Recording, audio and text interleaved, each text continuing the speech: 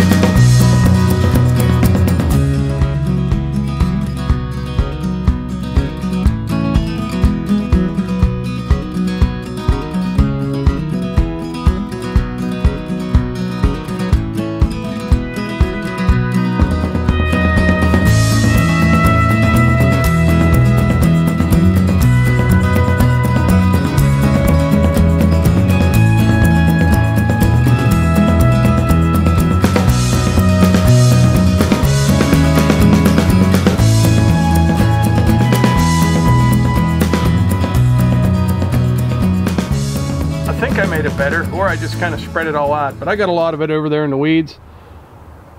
I think what you could do is let this dry a little bit, you know, because it holds so much moisture. Once what's left dries, you ought to be able to blow it right out of there. But it gets so thick, it's a couple inches thick, and that big blower, you gotta be careful because it'll start blowing all the stones, not just the sawdust. But yeah, that's better than it was. This is what I just used, the BR 800C. This is the one that has the side start. I actually did a video on this last week, and I kind of forgot about it. It was a short little video. I never published it, but I will do that in the next couple days. It's a powerhouse. There's one of those chicken killing hawks right there. I think that's called a sharp-shinned hawk. I'm not sure, but ones like that before have killed a few of ours. Alright, slight change of plans. Instead of bringing more firewood poles up here, I'm actually going to deliver a little bit of firewood to a good friend and neighbor of ours. And coincidentally, I was reading through some of the comments on today's video. If you didn't see that, I'll put that up above. Kay Wayne asks, how do IBC totes work? Do they just go to your customers? Do you take it to them? How? Flatbed trailer, back of pickup. And how do you unload if they do not have a tractor on the other end? I'm sure you don't drive the tractor on public roads more than a few miles. Do you charge a deposit on the totes, or do you just trust them to bring them back? I'll show you.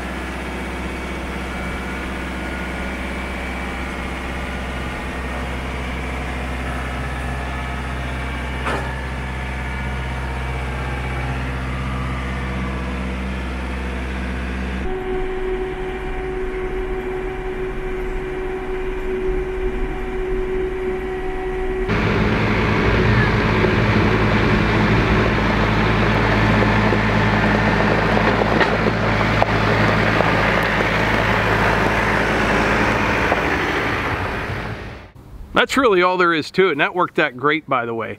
Now I have 3 neighbors that are real close by that get their firewood from me. I'll deliver it to them the same way. Once they empty out the baskets, if I'm driving by with the trailer or whatever, we'll just throw them on, I'll bring them back and load them up for the following year. I actually need to get more of these because we do have a lot of people that come here for firewood, and that way I could load them right in the back of their pickup truck. They could return them later. And to answer Kay Wayne's question, yes, I trust them, known these people for years, we're all friends, won't be a problem at all. But yeah, these baskets are really handy for doing this. Last time I touched that wood was when I came off the splitter into the basket. Everything else was with the forks on the tractor. So Adam, if you're watching, if it rains on Saturday and you have more of these IBC totes, I'll be up. I'll message you on Friday or something and see what we can work out. But I'd like to get a whole bunch more of these. They work out fantastic. That little woodpecker's up there on that tree now where that hawk was a little bit ago.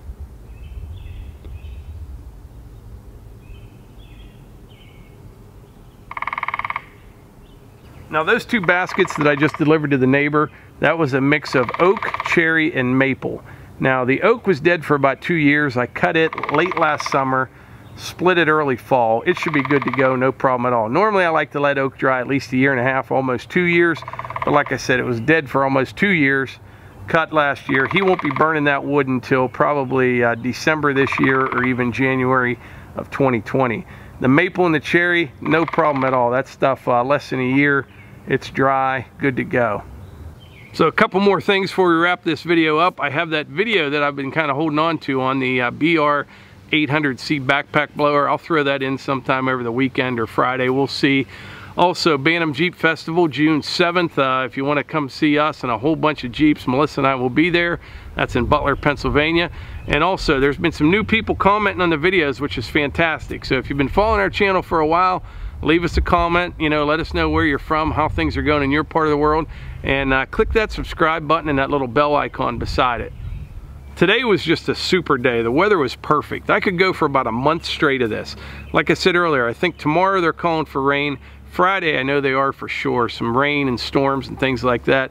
Hopefully the weather's decent this weekend, and then the following weekend is Memorial Day weekend, and I think I'm going to take off like Tuesday, Wednesday, Thursday the following week, or maybe even Friday before. We'll see, and hopefully we'll get a good stretch of weather. I'd like to get to work on that tower blind. We just have so much to do around here, especially this time of year, but you just do what you can. You know, you don't get excited about it. There's no sense you know, doing that. You can't do much about the weather, so you just kind of plug away, and when you look back you realize you actually accomplished some things. But anyway, like I always say, if you enjoy these videos, please hit the like button, click subscribe, and share them with your friends. Thanks.